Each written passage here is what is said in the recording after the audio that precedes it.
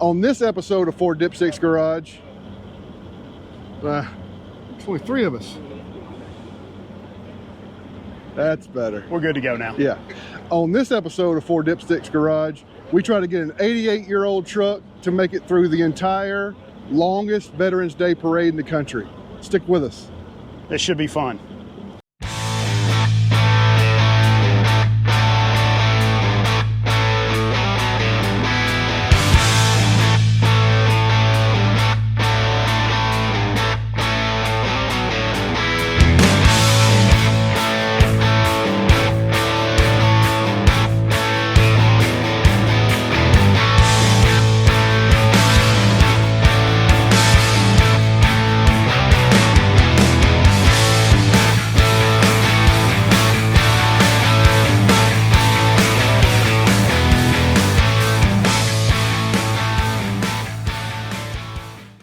Hey, it's Brent with Ford Dipsticks.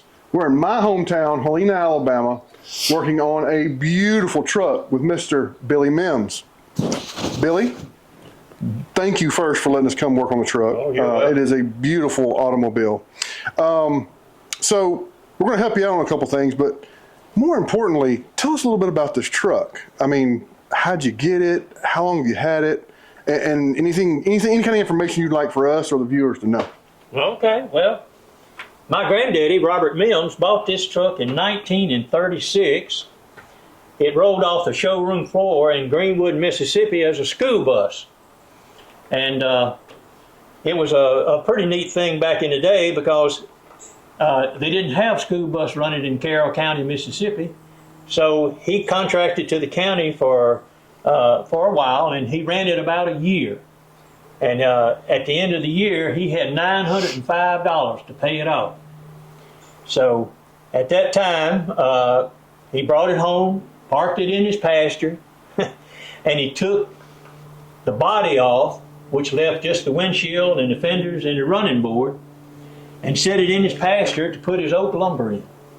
Well, he didn't have a seat now, so he got him a 5-gallon bucket, put it under the steering wheel, put him a little flatbed on the back, and my sister and I used to ride around the pasture throwing all hay off of it. And that's the reason why he bought it and contracted it out so he could pay for it so he'd have a farm truck. Well, I don't want to age you, but what year was that y'all were throwing hay off of it?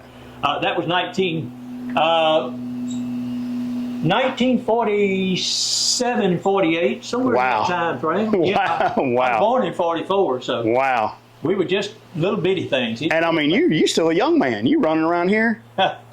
He's run circles around Brad today, just so y'all know. Yeah. But it's snap, crackle, and pop in the morning. Yeah. But anyway, so after that, of course, Granddaddy used it all those years. When he got too old, he parked it in his barn and left it. Well, when he passed, the whole family came together, and like I said, it didn't look like much. So nobody wanted it, and Daddy being one of the youngest children, he and I went, they told Ben he could have it, so we went and pulled it down to Greenwood, Mississippi. About 13 years after that, Daddy found the cab to go on it. So he put the cab on, fixed it up, got it running, and I lead up to he passed. I went over in about 2007, 2008, somewhere in there, and picked it up in Greenwood, Mississippi, and brought it over here. And I've restored as much as I can. I think it looks good enough now that I'm going to stop on the restoral part. But that's how it got here. So this was the last year of the C series. The 1934-36, that's right. This is a C30. Mm-hmm. They had C20s and C10s, C10 being the pickup. Mm-hmm. You know what you could probably... We know something about C10s. Totally different time period, but yeah. When he said it was a C10, we thought it was a C10, but it turned out it was old. We came over here expecting a C10, and this is what we found. Yeah. This is about the size of a dually. It's a 1.5 tons. Mm-hmm. It got duals on it back there, and it's got an inline 6, 213. The motor is original, never had any work on it. I did take the head off and have the head shaved, put it back on, but that's all that's been done to it. How many of these do you think are still out there? I mean, this is a pretty rare truck. That's Well, not a chicken coop. Yeah, yeah. Or on the side of the road of somebody's yard decorations. Well, I've had it since about 13. Okay, and I have not found another one. That's awesome. And I've been on the internet now. There are quite a few up north and towards Canada. You know, Canada bought out International. Right. And bought up all the parts and took everything to Canada. Yeah. Very few people now south of the Canadian border have any parts or have these trucks. And I think they were selling these overseas too. If I'm not correct, am I correct? They had a big presence in World War II. Okay. Big presence in World War II. Okay, because there was a lot of different configurations, especially. There were. But I mean, you can watch some of the old movies and you'll see one or two of these. That's awesome. In it every once in a while. Yeah. That's awesome. Well, tell us. Give us an experience in it that you had as a kid. Well, let me give you a daddy experience. Okay. While he was working on it, of course, I'm hanging him around him. I'm a grown man. I'm hanging around and asking him a few questions and stuff. And we took a ride around his pasture in it. When we got back up to the house, he cut it off about 20 yards before we got to the house. And we just coasted up to a slow stop. And I said, "What are you doing?" He said, "Well, I don't have brakes." I said, "We know a little something about that." Had brakes. He said, "I don't ever remember. I guess when I was driving it as a school bus, I must have had brakes." I said, "Okay." I said, "Well, wasn't that kind of dangerous?" He said, "Well, here's what we used to do. When we'd go to Greenwood, we'd come out of that hill, Greenwood being the lowest point, it's the beginning of the Delta in Mississippi. And you come out of the hills," he said, "we came out of the hills, delivered whatever we had to deliver, cotton. They raised a lot of sorghum and stuff like that." He said, "When we started home, we'd turn around and back up." I said, "Well, it's just as low in first as it is in reverse." He said, "Yeah, it is." He said, "But if everything gives out, it goes dead, and we start forward, I want to be facing forward." So we can see what. So he could drive it down there. Instead of being like that. I asked him, "Has that ever happened?" He said, "Well, if you drive it enough, you'll see." Full disclosure, Barger may or may not have had a Fox body Mustang with no reverse for like a year and a half, so he had to be real strategic on where he parked because he couldn't leave because he didn't have reverse. So. And you guys know about the Cadillac that we had no brakes on, so we've got a little experience in that, almost driving into the barn wall. So may have almost killed Barger with the Cadillac, or at least made him a pancake. Yeah. Well, I have to pump a few times now when I come to a stop sign. Yeah. To get it on up enough to where it's got, and that's as good as it's ever going to get. Oh, that's awesome. Well, it's a beautiful truck, and you had it painted, right? Yes, I did have it professionally painted. Mm-hmm. And in the bed, I think you told me. Did you do the bed? Daddy designed the bed, but it was really rough when I got it. The whole thing was rough when I got it, and I refinished the bed. I got about 7 or 8 coats of polyurethane on it. Yeah, it looks nice. Yeah. Because you're a woodworker, right? You do woodworking. Yeah. So. Yeah, Daddy got this wood from the gin, so it was already cured. It's come out of an old gin. Some of the wood they had around the gin. Right. He built it out of it, and he put the reflectors from Yallabusha gin in Mississippi on the back. They got 2. So how old do you think the wood is on this truck? I would think early 70s. Wow. It's as old as us. Yeah. Maybe not as old as Brent. Oh, it's older than me. They got this running joke that I'm the oldest, so, Well, and he designed the flooring that I had in here. You don't have to look right now, but we'll look later. He designed the flooring, but it was out of roofing plywood, So I took it all out, used the pattern, cut everything back exactly like Daddy had it, and it's actually beautiful inside. Well, that's cool. Well, that is awesome. Well, tell us a little bit about what you need for us to do to the truck. Like, what are you looking for? My goal for this truck, when I realized I could get it, my goal for this truck was to drive it in parades. And I'm a Vietnam veteran. I'm very active in the VFW here in Alabaster, right across the street in Alabaster. And I drove it in a parade a couple of times, but it was a monster. It was a monster. I couldn't keep it running, go dead on me. Cut it off, it backfired, and you could see the sides of the people watching. Their sides would go out like in a stadium when they do that. I believe they call it a shockwave. Shockwave. They do that shockwave if I cut it off. Yeah. You know, and it'd come back together. You know it's a backfire when it knocks the hats off the marching band. Wait a minute. Wait a minute. We don't want it to do that anymore. Yeah. Now, we don't issue gas masks to my rider and me over there, but it could use it. Yeah. I haven't done anything to the manifold, intake, or exhaust over there. So later on, we're going to fool with that too. Okay. But I would like for it to be dependable.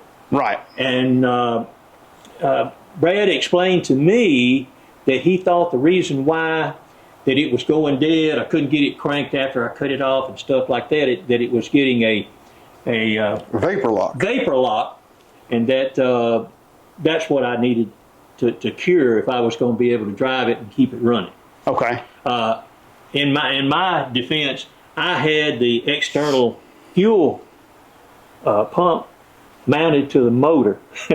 Okay. It couldn't get any hotter. Yeah. Yeah. So It's a little warm. It Yeah. was running at 200 degrees, and I imagine that gas going through there was tremendously hot when it hit the carburetor. Right. So okay. And you're so we're looking at a complete fuel system rebuild, right? Okay. We want to get the fuel flowing. We want to do a return system, low pressure. These things are ultra low pressure, somewhere between 1.5 to 3.5 pounds of fuel pressure for a carbureted motor. So we're going to do a full return, a new electric pump. We're going to move the pump back towards the tank, get it off that hot motor, get the copper lines out of there, do some rubber lines, get a return line so the fuel can go back into this big old beautiful tank back here and get cooled off. And so that's going to address I shut off and I can't get cranked back up, or it shuts off on you, because basically you're not pumping fuel, you're pumping gases, or gas, right? Not a liquid. And that'll stop the backfiring too. We'll work on the backfire. I like the backfire, but there were complaints from the flute section last year. Yeah. So. Yeah. Or Helena comes over here and thinks you're shooting a gun in the neighborhood. Well, yeah. Yeah. them flutes would hit a high note.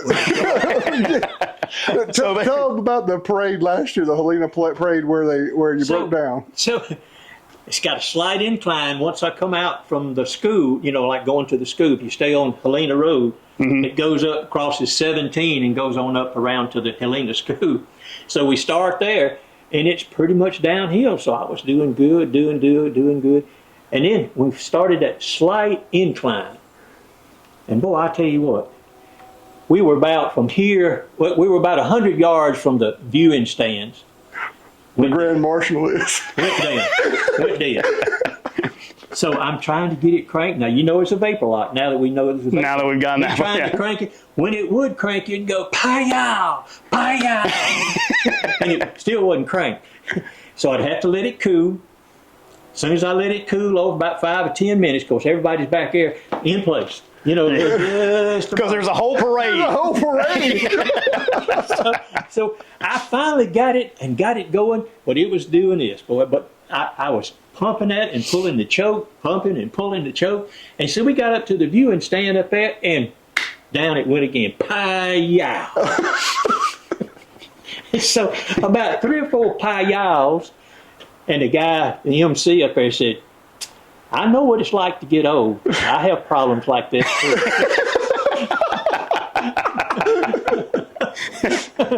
So that's my funny story. But you did get it done you got the parade finished. I got it, but I limped it. Yeah, limped it. And I don't want to do that anymore. Well, so that brings me to our goal, right? There's a goal for this truck coming up pretty soon, right? I hope. What's that? Veterans Day Parade is the 11th of November. Right. And so my goal is to drive through that without incident. Right. And so the city of Birmingham know a little bit about the city of Birmingham, but so they have the biggest Veterans Day parade in the country. In the country. Yeah. Yeah. So No pressure. No pressure. And there's not a whole lot of Veterans Day parades left, I think, around the country anyway. There's not a whole lot of them. No. So, but I know this is a big one. We've been going to it since we were kids. We don't want it to die down. That's Right. the reason why our club, our VFW club over here in Alabaster, wants to keep afloat. I got 2 going in it. I got a friend that's going to pull another trailer behind me. Okay. Okay, but this leads off for our veterans club. And we don't need it breaking down or backfiring. We need it to go steady. Okay. If it does break down, will you take the sign off of it? mid parade, just I'm put gonna your jump leg out. back there and cover it up. Jump out and point to it like that. No pressure. No pressure. Now you know why they're called the Ford. well, let me tell you, they already know why we're called the Ford. I'm sure.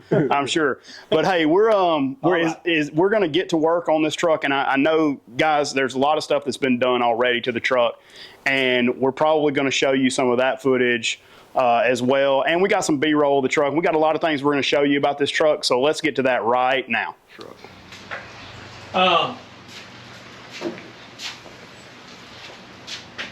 That's a 30-gallon tank. I have the pickup set for about an inch and a half off the bottom to keep from pulling trash. Mm-hmm. So when I hit a quarter tank, I be sure I put more gas in. Start heading looking for I a did place. drain all the gas out for you and put in the no ethanol. That's Right. a key point there, folks. No ethanol gas. These vehicles were built before the junk gas we have, so ethanol in the fuel can create issues for these vehicles. And they were never designed to run with all the junk they put in our fuels for the EPA. So Let's go look at that front wheel up here. okay. This front wheel here is what they call a widowmaker. Yes. After several heads were decapitated, they built cages in the tire stores for them to work with just their arms in there. Now, they had problems with losing hands and arms, but it was better than losing your head. This is a 3-piece split rim. So you can only take it off after all the air is gone. You got to let all the air out, then release your, and it's nothing but a rim, and they are not round. So that'll be another thing that, but I've tried to find a truer, but nobody in our southeast has a truer anymore. Used to, these are old poly tires. You used to true them all the time, but these are not radial. So 65, 70, not something you're going to be doing right in this whole thing. Right? Top end for this truck in perfect condition is 35. 35, stay alive. That's about 5,000 or 6,000 RPM. Man, that's screaming. It is. All the hay falls off at 35. So do the grandkids. Show me the inside. I know right. you're super proud of that. It's beautiful. Oh yeah. Let me get you in here, folks. This thing is beautiful. It has, I found replacement gauges, all new gauges. New gauges. It has about a 1945 to about 55 blinker. I don't know what year Daddy found it in the junkyard. He did put seat belts and a seat in it. It is 4 on the floor. It has a drive shaft brake. It doesn't have A parking brake. a parking brake, no. So cool. It's 4 on the floor with a granny gear, and you could put it on your granny gear and get out and check all your tires and see if they have nails in them. Probably not. That's how slow. This is not from International, I would imagine. I would doubt the seat belts were anything they never No, he didn't. worried about. So I think he was more worried about hitting somebody at 10 miles an hour. well, good news is that old rusty bolt right there will probably shear off first time you hit something, but it's fine. It'll be That's the fine. passenger. I'm not worried about the passenger. That's how Barger thinks most time you ride with him. So look at the finish on this bed. It's beautiful. You did this bed work all yourself? Yeah. Wow. Yeah. Wow. Daddy built the basics. Wow. That is But, beautiful. The I did all woodwork the on it. rest of it. The finish on it is better than most kitchen tables. Wow. Daddy worked at the gins in Mississippi a lot. He was an electrician. Mm-hmm. And these reflectors here are from Yellowbusha County, Gin Company Incorporated, Coffeyville, Mississippi. Very cool. Got a hitch on it. I put the hitch on it so I could put a stepper on it so we could get up, for the parades, we could get up and down on the beds. So cool. What a beautiful vehicle. Show us the engine now. All right.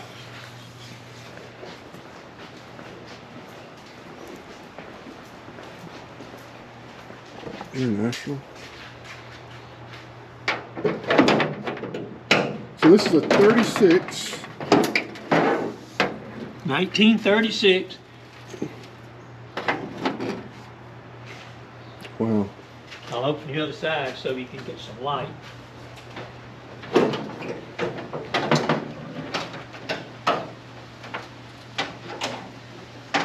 $1936 C30, 1.5 ton, with a flathead inline 6-cylinder. A 213. 213. The very next year in 37, they came out with the Green Diamond engine. It was the 214. Wow. This one, this water pump here, has got a cotton filament in it to keep it from. Now, every time I stop, I have to get out and loosen that nut and give it about a quarter turn until one day I run out of the cotton and I have to undo it all and repack it again. Wow. It does not have an oil filter. It's Really? It just has got a strainer in the bottom of the oil pan it picks up from. Wow. So predates oil filter. So the water pump, basically, you know, it doesn't have any water in it when it stops leaking. Thank you. They actually were designed to leak, to keep that cotton wet. Wet. So it seals up better. Okay. Well, no, so that it doesn't catch on fire. Oh, yeah, fire would be a bad thing. Yeah. I didn't think about the fire part. Oh, you need to hear the horn. I'm sorry. Oh, let's hear the horn. Yeah.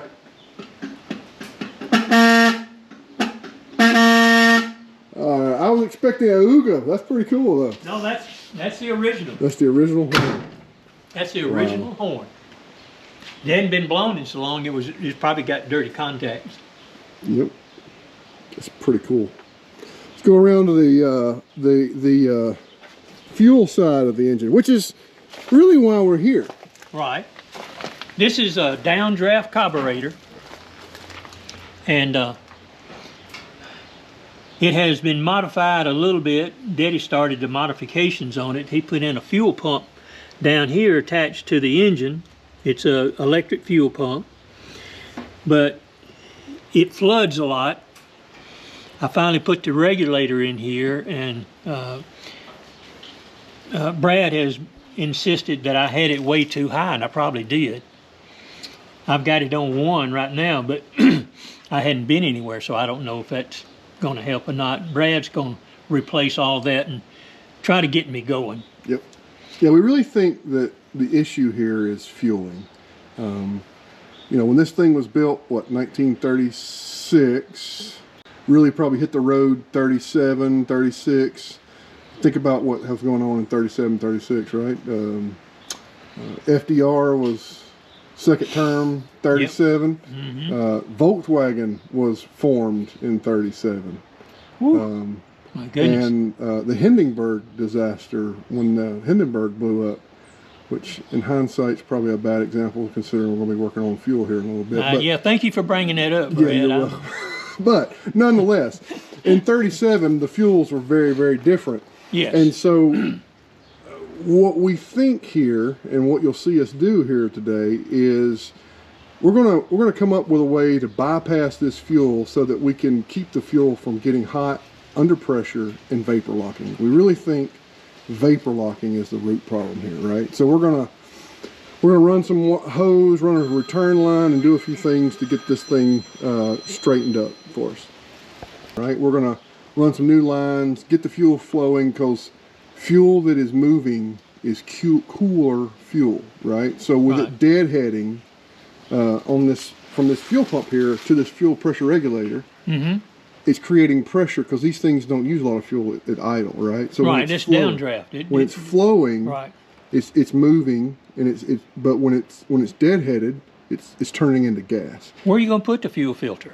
Great question. We'll come up with that one in a little bit, but it's going to be back toward the. Oh, okay. You're going to put it pushing instead of pulling. We're going to push. Okay. Right. Another problem. This pump is pulling fuel, Right. not pushing fuel.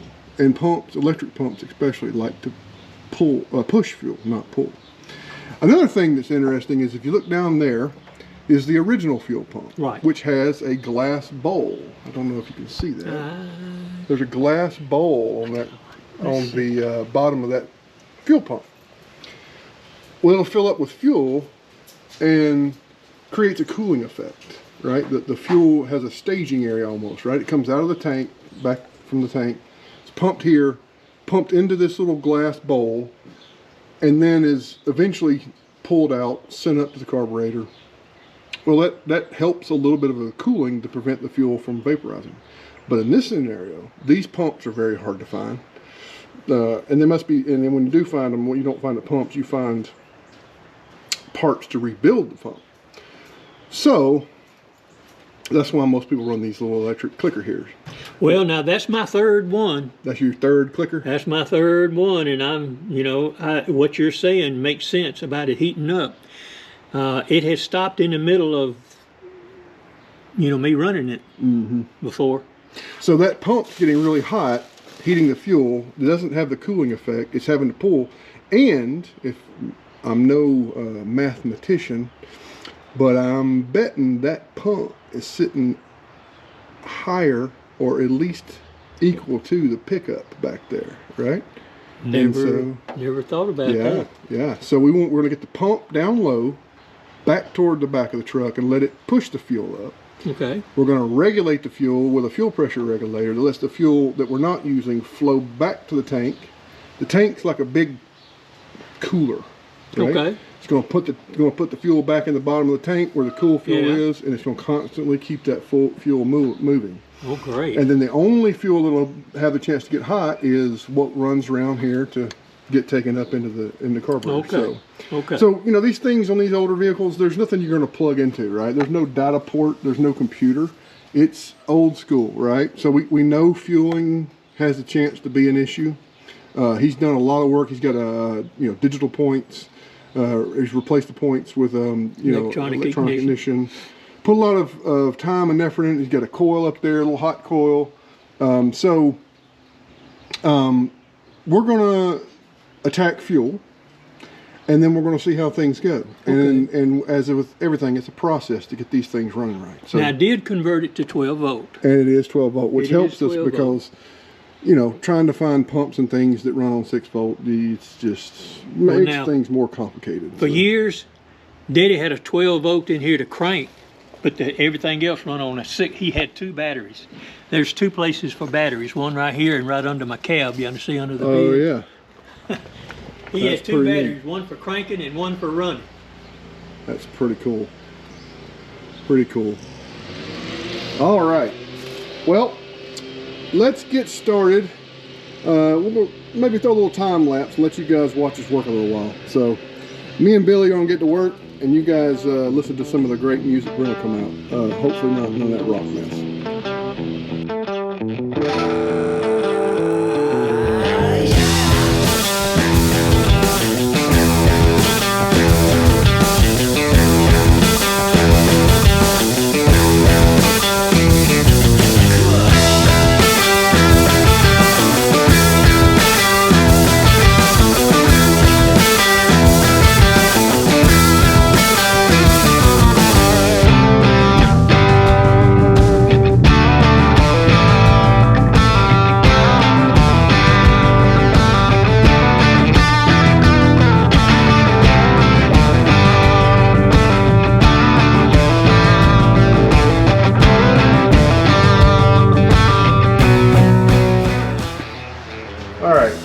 So this is the fuel pressure regulator we're adding.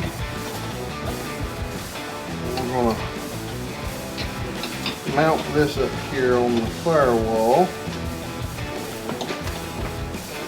This fuel pressure regulator came from Summit. That means the truck's going to be at least get 25 horsepower. Just that's right. It says Summit on it. Put stickers in the glove box. If we put a sticker in the glove box. Less or more? More. Oh, Anything from Summit give you more horsepower. You got the Vaseline? I did.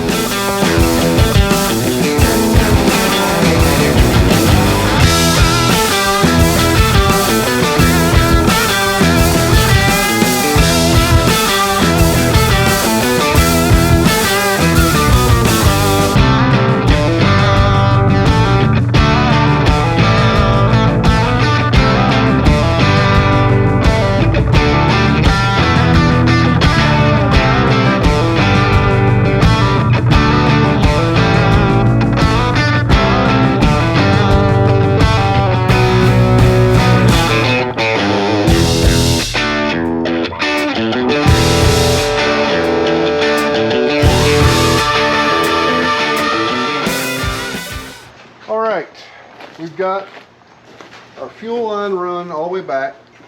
We run our return line, our feed line coming from the new pump, Okay. and we got our new line coming in. We've bypassed all the jazz we had down here before rerun. We've put flares on the fuel lines, and now we got the battery hooked back up, and we got us a fuel gauge here. I'm sorry, a pressure gauge here, and we are going to. I'm fixing to get Billy to go in there and hit the key, and let's see how far off we are on pressure. The lock nut's way down. I'm assuming it's going to be way high. So, all right, Billy, hit the key. Let's see. If you hear me screaming and hollering, turn the key off. What language you gonna scream in? Korean. Okay. Okay.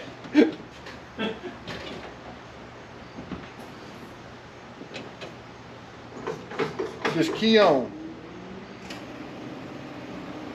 All right, cut it off. Did I hear things dripping back there? No. Nothing's dripping? No, it's not dripping. It's pouring. What the? I think one end's not on.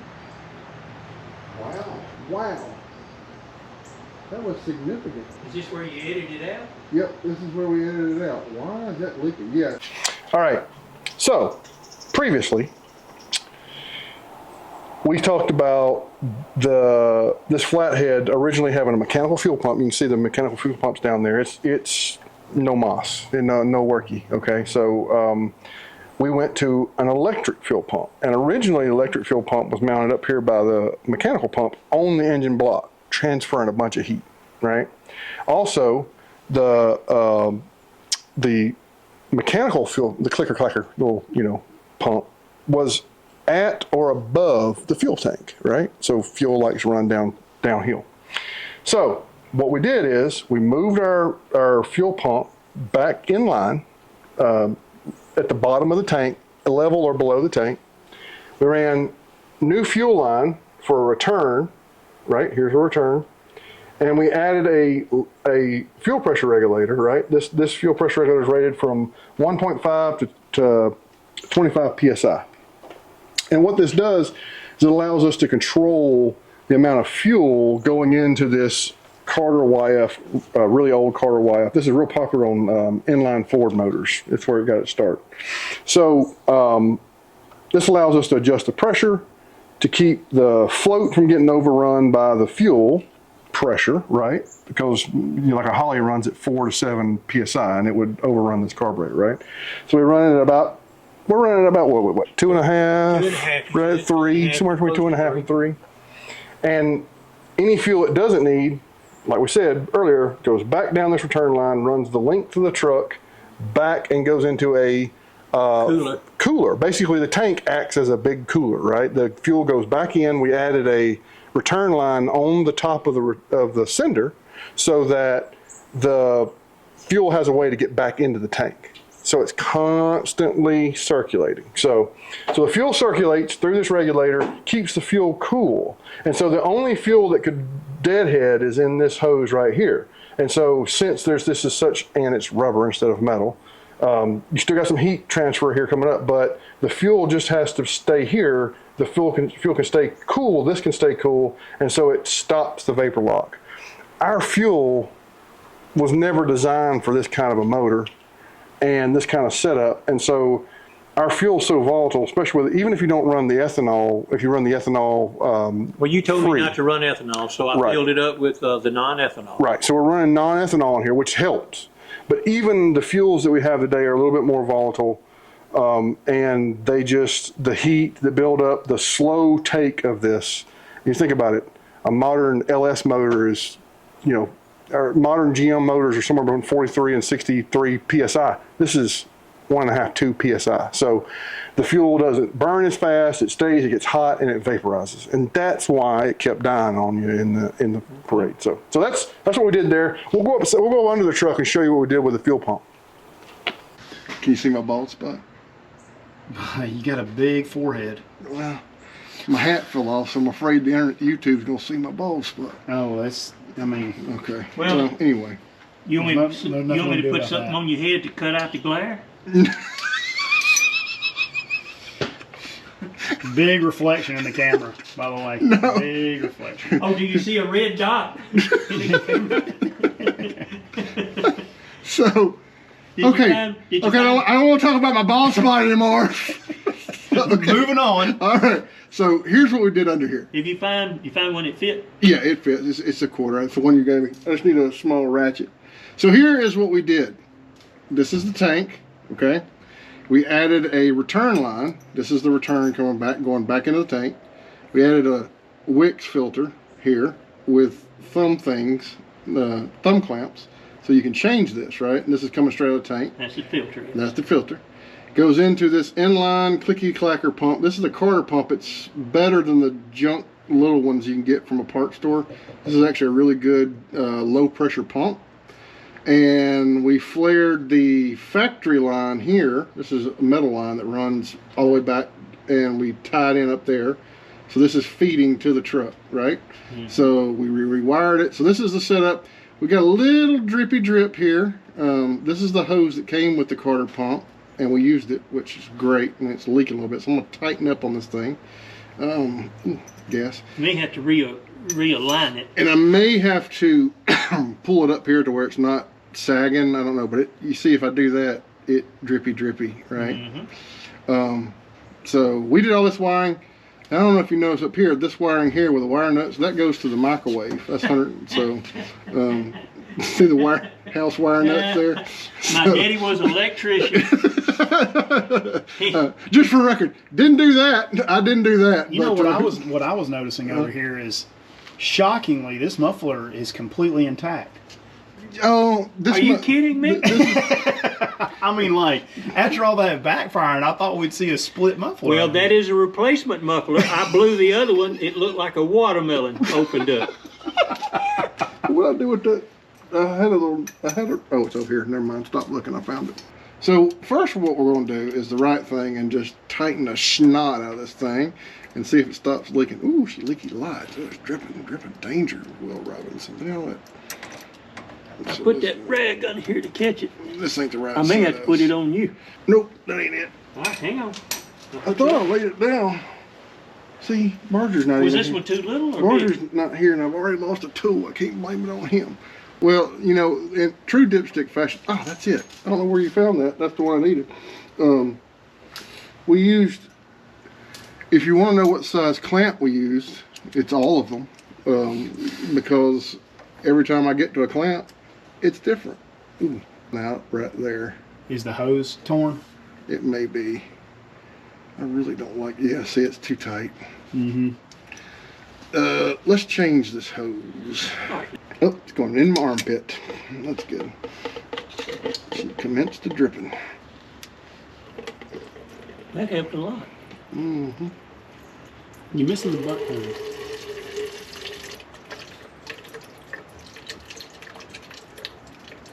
You're really digging into that hose. Yeah, no. It's a really bad idea. Hey, how you doing? Good, how are you? I'm fine. He's down here giving my gas tank mouth to mouth. You know, after the last couple of Alabama games, one of the fans tried to blow up the coach's car. Really? Yeah, it burned his mouth on the tailpipe. So I gotta figure a way to make this stay up there or something. You need a bunch of ties. Oof. Zip ties? Well, yeah, I You don't know want a what. bungee or something? Something to zip to. You can put a zip on it and then bungee it up to the zip. Or something Don't you to. zip it to that brake line right above you? Oh, there's a brake line? Oh, Yeah. yeah. Zip Let me to see. that brake line. Let me see a How zip much help tie. is Brent in over there? He just Yeah, well, I just found a solution. he just made a contribution. Why do you sound surprised? I'm not. I make plenty of contributions. Listen, I'm a walk-in contribution. You're a walking something. Contradiction. There eat cookies, Brent? You got a whole bucket of them. Who's got cookies? Why are you talking about cookies? Look at bucket next to you. You got cookies on it. Oh, I wish I had some cookies. Oh, look what I did. You scoop the cookie. It ain't hurting to cut. Don't wipe it up. It'll be in the concrete in about 5 minutes. Oh no, that's a fire hazard. Man, put out of here before I die. Where's my hat? Yeah, and you're reading with it. That's the way it's supposed to do when you read. If you move it, let me see if it moves the RPM. Move it. Yeah, it jumped it. It jumped at 100 RPM. It fell to that anyway.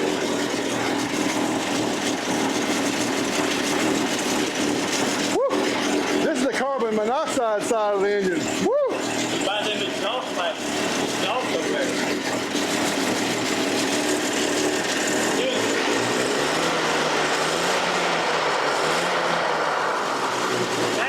The vacuum's doing what it's supposed to do. Again, maybe that's how you set timing. You top dead center, set it in the middle.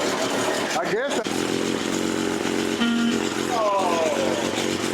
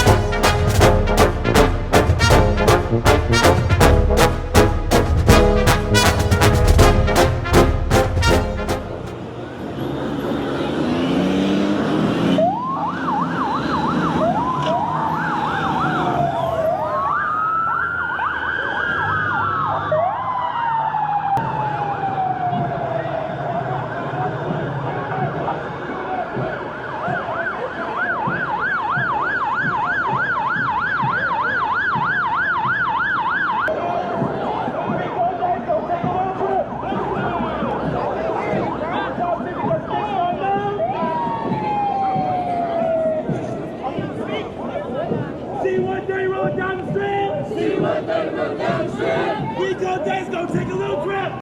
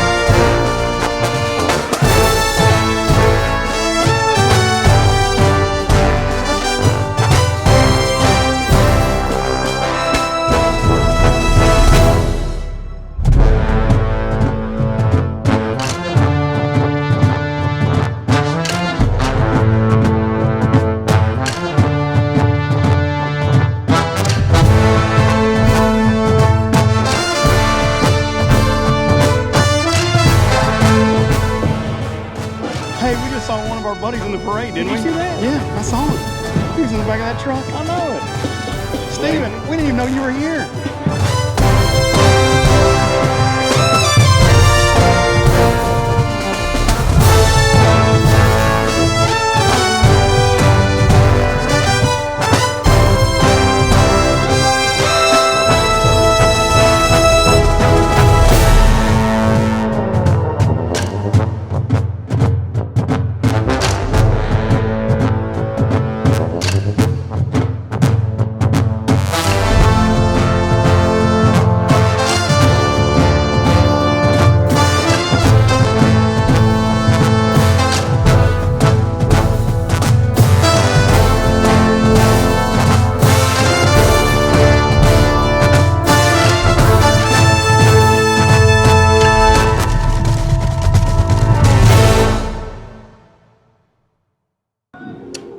Well, that's a wrap. Great parade. Everything went great. We'd like to first off thank the veterans for your service. Great parade today. We'd also like to thank Mr. Billy Mims for giving us the opportunity to work on his beautiful 1936 International. It was great to be able to spend some time with an 80-year-old war veteran who quite honestly outworked me and Barger. And Wasn't too hard to outwork It wasn't me. not hard to do. It was great to hear the stories that you have about this truck and your stories over a box of chicken on the back of an old truck. The old adage, they don't make them like they used to, very true. And your truck's pretty cool too. Thanks for letting us be part of your story. And welcome to the Dipsticks family, Mr. Mims. Thank you guys for watching. We appreciate it. Bye-bye. Later. Peace out.